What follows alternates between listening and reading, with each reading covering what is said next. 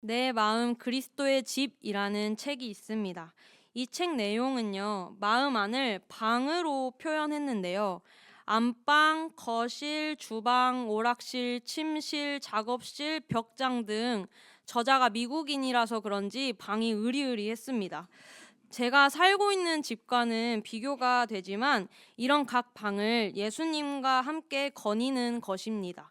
그래서 어느 곳에는 예수님께 보여주기 힘든 것이 있다면 그 배치되었던 것을 버리기도 했습니다. 그리고 또 어느 곳에 가면 예수님께서 내게 부여하셨던 정체성을 잃고 살았던 그 마음을 깨달아 다시 한번 하나님께서 내게 주시는 능력과 힘을 깨닫게 되는 곳도 있었고요. 또 다른 곳에 가면요. 예수님 외에 즐거움을 채우는 곳들이 많았는데 그곳에서 마주하는 허무함과 허탈감을 느끼고 아, 예수 그리스도 외에는 나를 정말 채워줄 즐거움이 없구나 하며 알게 되는 공간도 있었습니다. 그리고 저도 집에 누군가 올 때 갑자기 누군가 온다고 할 때 유독 집이 더러울 때가 있습니다. 그때는 방 한쪽을 열어두고 모든 물건을 그 방 안에 우겨 넣기 시작하는데요. 그리고 손님이 왔을 때는 제일 깨끗한 공간에 깔끔했던 척 안내하고는 합니다. 그리고 그 손님이 화장실을 가려고 할 때는 혹여나 그 방문을 열어볼까 봐 조바심을 내기도 했는데요. 책에서도 이와 마찬가지로 예수님께 보여주고 싶지 않은 방이 있었습니다. 그래서 이 방의 키만큼은 내가 주님께 드릴 수 없어 하고 꼭 쥐고 있었는데 결국에는 예수님께 그 열쇠마저 내어드리면서 예수님께서 단번에 그 방을 깨끗하게 청소해 주시고 그 마음의 집을 나에게로부터 예수님께 명의 이전하는 감동적인 스토리인데요. 정말 짧은 책입니다. 그래서 무슨 방에서 어떤 일이 일어나는지 궁금하신 분들은 읽어보시면 좋을 것 같은데요. 책을 보면서 제가 느낀 게 있습니다. 사람은 자기가 자랑할 만한 거, 그리고 내세울 만한 게 있으면 정말 당차게 지나가는 행인을 붙잡아서라도 들려주고 싶고 알려주고 싶은 마음이 있습니다. 그런데 반면에 정말 내게 유익이 되지 못하고 부끄러운 면모는 꽁꽁 감춰두고 싶어 하는구나 하고 알게 되었는데요. 이건 어떤 특정인 인물만 그런 것이 아니라 모든 사람들이 가지고 있는 똑같은 인간의 본성입니다. 내게 좋은 것은 모두가 알기 원하고 알아주기 원하고 그리고 나의 어두운 면모는 아무도 알지 않았으면 좋겠고 저 지하 어두운 곳에 덮어두고는 하는데요. 이건 누구나 가지고 있는 인정 욕구 때문이라고 생각합니다. 그 어느 누구도 무시받기를 자처하거나 원하지는 않습니다. 그리고 내가 잘하는 것은 쉽사리 남들에게 말할 수 있지만 남들에게 무시당할 만한 것들은 그리고 남들이 얕볼 만한 것들은 감추는 모습이 있는데요. 그러나 이 복음은요, 나의 어두운 면모까지도 예수 그리스도 앞에 가지고 오게 합니다. 하나님 앞에서 해결해야 합니다. 그래서 오늘 말씀을 들으며 하나님 앞에 가지고 가야 할 마음속, 아무도 알지 못하게 했고 예수님께도 이건 안 됩니다 하고 이 부분은 건들지 마세요 하고 감추고 있었던 부분이 있었다면 오늘은 이 마음을 주님의 성령 조명하심으로 그 부분이 비춰지고 하나님께서 깨끗하게 하시는 시간이 되기를 소원합니다. 흠 잡히고 싶지 않았고 책 잡히고 싶지 않았던 욕먹고 싶지 않았던 인물이 있습니다. 바로 베드로인데요. 베드로가 어느 날 이방인들과 식사를 하고 있었습니다. 이게 별일이 아닌 것처럼 느껴질 텐데 베드로에게는 큰일이었나 봅니다. 저 멀리서부터 유대인들과 할례자들이 걸어오는 것을 보더니 후다닥 그 자리에서 벗어났습니다. 그리고 그와 함께 먹고 있었던 유대인들조차 도망갔는데요. 바울이 이를 알고는 베드로를 공식적으로 크게 책망했습니다. 바울이 책망한 이유는 14절에 이렇게 나와 있었습니다. 그들이 복음의 진리를 따라 바르게 행하지 아니함을 보고. 베드로가 밥을 먹다가 도망간 행동이 복음의 진리를 따라 행하지 아니한 행동이라고? 그렇게 책망받을 일이야? 라는 생각이 들 수도 있습니다. 그래서 좀 더 자세하게 이 내막을 살펴봐야 동의를 할 수 있을 것 같은데요. 베드로가 이방인들과 밥을 먹다가 할례인들을 보고 도망갔습니다. 왜냐하면 지금 베드로는 할례인들이 지켜야 하는 율법을 어기고 있는 상태였기 때문입니다. 당시의 율법에는 정결법이 있었는데요. 이방인들과 함께 섞여서 음식을 나눈다는 것 자체가 율법을 어기는 일이었습니다. 그들은 구원의 대상도 아닐 뿐더러 더럽다라고 여김받는 존재들이었는데요. 유대주의자들은 그렇게 생각할 수 있지만 베드로만큼은 유대주의자들처럼 생각하면 안 됐습니다. 왜냐하면 그는 앞전에 사도행전에서 예수님의 환상으로 말미암아 그리스도 앞에서는 이방인들도 하나님의 구원의 대상자이다라는 것을 알게 되었기 때문입니다. 그는 고넬료라는 이방인의 집에서 복음을 전했던 과거의 이력도 있습니다. 베드로는 이방인들이 하나님의 구원의 대상임을 알고 있었고 하나님 안에서는 유대인과 이방인들에게 어떠한 차별도 있지 않다는 것을 베드로는 알고 있었습니다. 그런데 이를 알고 있던 베드로가 그리 쉽고 빠르게 유대인들의 시선을 피하여 도망간 일에는 놀라지 않을 수가 없었습니다.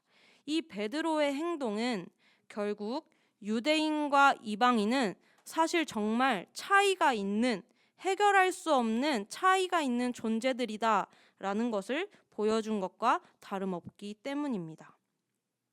예수님에 의해 직접적으로 메시지를 받았던, 그리고 그리스도의 사도라고 불리었던 이 베드로, 모두가 신뢰하고 선망했던 이 베드로는 그들에게 흠잡히기를 원하지 않았습니다.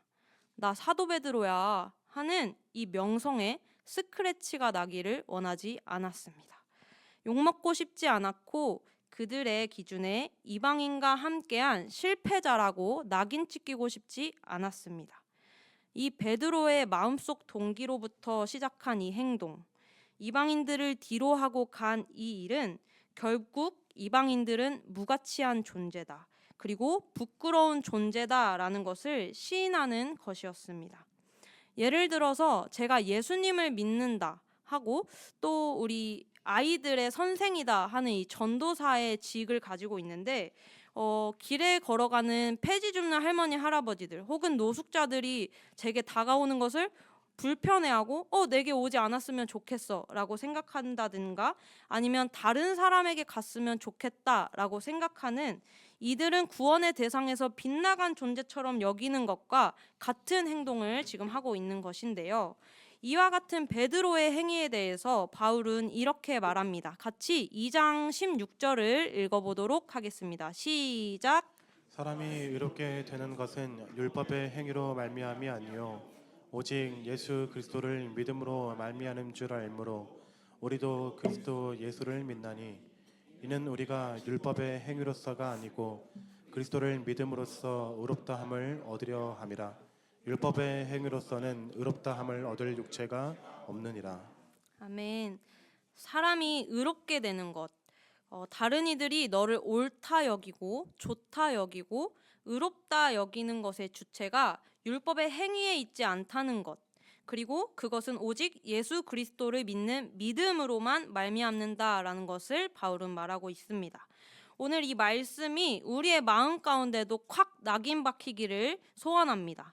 사랑하는 성도 여러분, 성도님들은 베드로가 한 이 행위로부터, 마음의 동기로부터 자유로우십니까? 다소 어렵게 들릴 수도 있는데요. 나는 다른 사람들을 미천하게 여기거나 싫어한 적 없어, 나는 그런 적 없는 것 같은데 라고 생각하신다면 그곳에서 눈을 돌려 내 자신이 예수 그리스도 외에 의를 삼고 있는 것이 무엇이 있는지 점검해 보시길 바랍니다. 누군가는 타인에 의한 시선으로부터 오는 인정일 수 있고요. 누군가는 내가 잘 쌓아놓은 커리어, 명예, 성취욕이 될 수 있고요. 누군가는 많은 인간관계를 잘 쌓아온 소유욕이 될 수 있고요. 누군가는 나는 대학교, 취업, 결혼, 아기 낳는 것까지 모두 잘 탄탄대로 했어 하는 안정감에서 오는 의가 있을 수 있습니다. 교회에서는 뭐가 있을까요? 성경을 많이 읽었다, 봉사를 아주 많이 하고 있다, 교회에 빠짐없이 출석하고 있다 등 칭찬받을 만한 일이 마땅합니다마는 나의 행위로, 나의 율법으로 하나님의 의를 이룰 수 있다라고 생각하시는 분들이 계시다면 죄송합니다. 이렇게밖에 말씀드릴 수 없습니다. 그 어떤 것도 하나님의 의를 이룰 수 없습니다. 무엇만이 우리에게 의롭다라고 칭함을 주는가 하니 말씀에서는 오직 예수 그리스도를 믿는 믿음으로만 말미암는다라고 합니다. 성도님들, 이 시간 가운데 하나님 앞에 간절히 구해야 할 것이 있습니다. 하나님, 저 유명하게 해주세요. 혹은 저 일 좀 잘 풀리게 해주세요. 그러면 하나님께 영광 돌릴게요. 혹은 저의 삶이 평탄하게 해주세요. 헌금을 많이 낼 수 있도록 직장이 잘 풀리게 해주세요. 교회에 빠짐없이 봉사했어요. 큐티 잘했어요. 저 잘했죠? 하고 내 의를 드러낼 법한 것들을 구하는 것이 아니라 오직 예수 그리스도를 믿는 믿음, 이방인과 유대인이 하나 되게 하는 이 복음의 진리를 사수할 수 있는 믿음, 그리고 직업, 나이, 건강, 직분을 고사하고 우리 그리스도 안에서 하나 될 수 있게 하는 복음의 진리를 사수하는 믿음을 구하는 시간 되기를 소원합니다. 바울은요, 율법으로 말미암아 자기 의를 세우려고 하는 이들에게 본인은 율법을 어떻게 대하고 있는지 분명하게 말하고 있습니다. 같이 19절을 읽어보도록 하겠습니다. 시작. 내가 율법으로 말미암아 율법에 대하여 죽었나니 이는 하나님에 대하여 살려 함이라. 율법에 대하여 죽었다. 바울이 율법과 관련 없는 사람이라서, 율법을 모르는 사람이라서 이렇게 말한 것이 아닙니다. 바울은 율법에 대해서 누구보다도 잘 알고 지켜온 바리새파 출신입니다. 그런데 바울이 예수 그리스도를 만난 뒤 알았던 것입니다. 율법은 우리에게 생명의 길은 알려주지만 생명을 줄 수 없음을 알았습니다. 살아야 하는 법은 알려주지만 살게 할 능력이 없음을 알게 되었습니다. 로마서에서도 이렇게 말합니다. 제가 읽겠습니다. 3장 20절부터 21절인데요. 그러므로 율법의 행위로 그의 앞에 의롭다 하심을 얻을 육체가 없나니 율법으로는 죄를 깨달음이니라. 이제는 율법 외에 하나님의 한 의가 나타났으니 율법과 선지자들에게 증거를 받은 것이라. 21절에 나타난 이 하나님의 한 의는 로마서 1장 17절에 그대로 나타납니다. 같이 한번 읽어보도록 하겠습니다. 시작. 복음에는 하나님의 의가 나타나서 믿음으로 믿음에 이르게 하나니 기록된 바 오직 의인은 믿음으로 말미암아 살리라 함과 같으니라. 율법은 우리에게 생명을 주는 효력이 없습니다. 우리를 의롭다 할 능력이 없는 것입니다. 율법이 할 수 있는 것은 그저 우리가 율법을 행함으로써 죄를 알게 하는 것뿐입니다. 그러나 하나님의 의는 다릅니다. 하나님의 의는 우리에게 생명을 줍니다. 하나님의 의에는 우리의 어떠한 행위도 필요가 없습니다. 그저 믿음으로만, 믿기만 하면 의롭다 여겨지는 은혜를 입는 것입니다. 저는 이 말씀을 보면서 우리가 하나님의 의를 알려면, 하나님에 대하여 산자가 되려면 기필코 넘어가야 하는 단계가 있음을 발견했는데요. 그것은 바로 나의 죄를 명확히 직면해야 한다는 것입니다. 율법에 대하여 죽었다 하는 말씀이 상에 떨어진 깨가 굴러가듯 그냥 흘려버려야 하는 말씀이 아니라 정말 내 마음 가운데에 선고 내려져야 하는 말씀이구나 라는 것을 보게 되었습니다. 바울은 이방인들을 향해 책망하지 않습니다.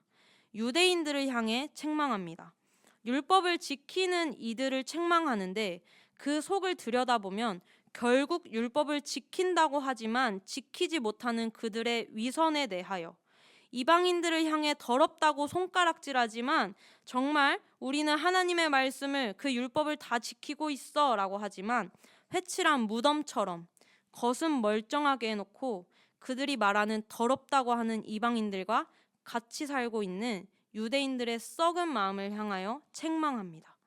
저도 이 말씀을 피해갈 수 없었습니다.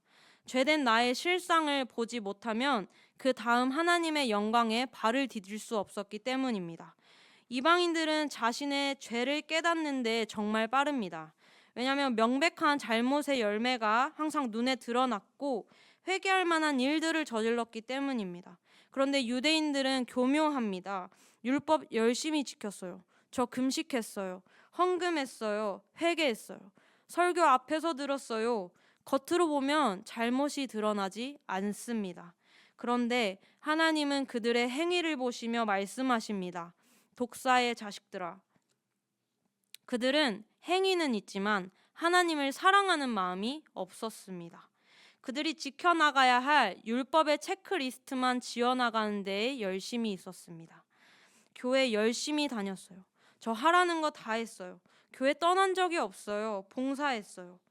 우리의 행위가 하나님 앞에 정말 정직하게 하나님을 사랑하는 마음 없이 정말 그저 주일이어서 예배를 열심히 나왔고 그저 봉사를 신청했기 때문에 봉사를 했고 혹은 뭔가 많이 하는 내가 멋있어 보여서 무언가를 맡았다면 그것은 그저 나의 의에 불과합니다.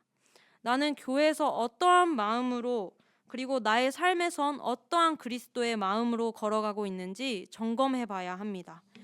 우리는 우리의 행위로 율법을 지킴으로 의롭게 되지 않습니다. 내 자신을 드러내려고 하는 의에 둘러싸여 있다면 오늘 이 시간 나는 율법에 대하여 죽었다 하고 선언하는 시간이 주어지기를 소원합니다. 사랑하는 성도 여러분, 하나님을 믿는 것에 있어서 내게서 어떠한 자격을 찾거나 조건을 만들어내지 맙시다.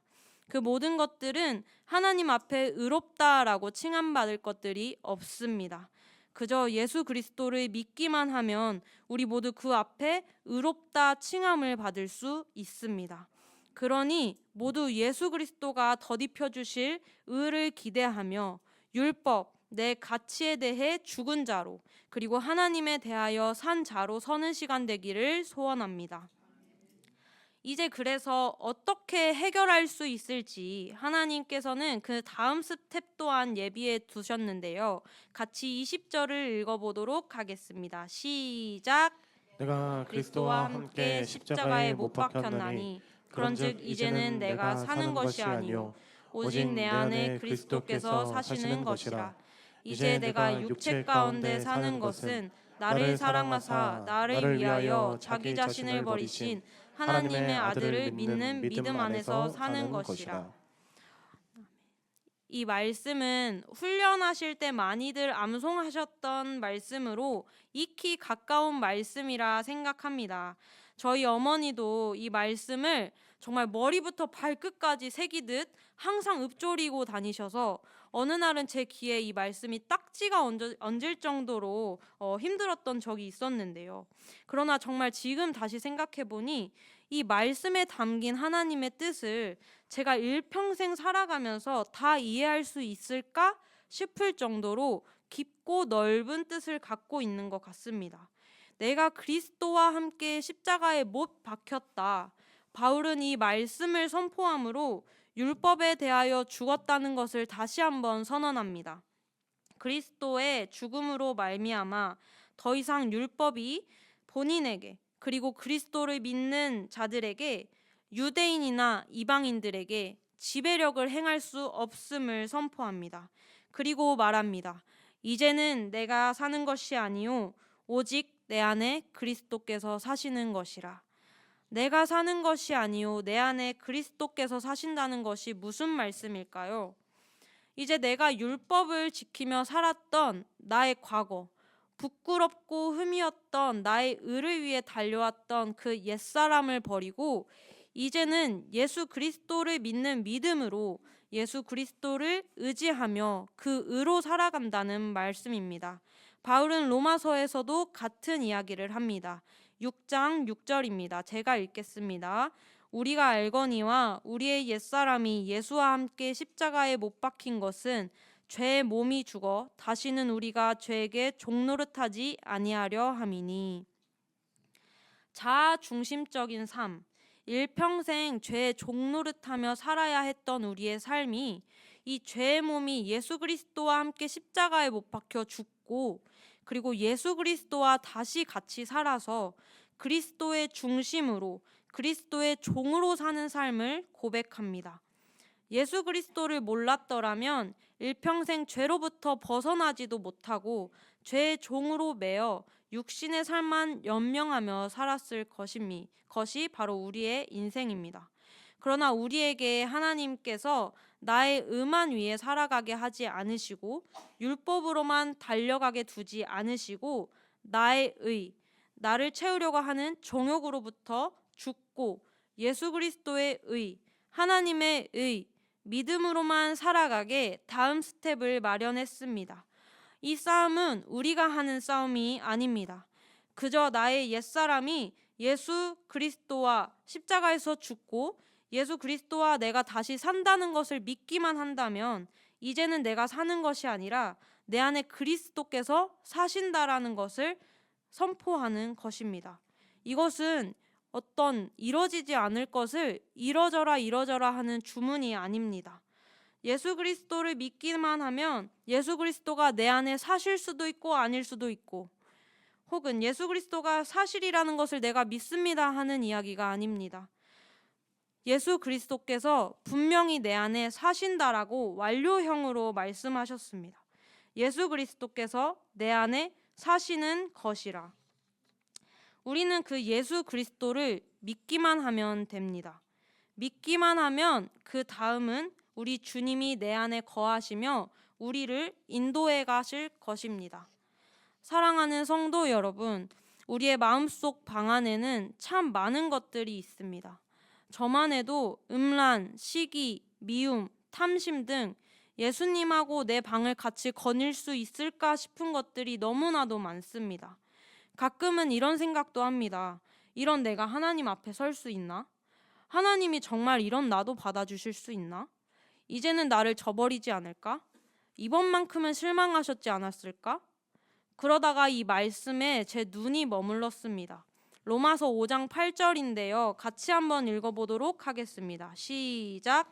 우리가 아직 죄인 되었을 때에 그리스도께서 우리를 위하여 죽으심으로 하나님께서 우리에 대한 자기의 사랑을 확증하셨느니라.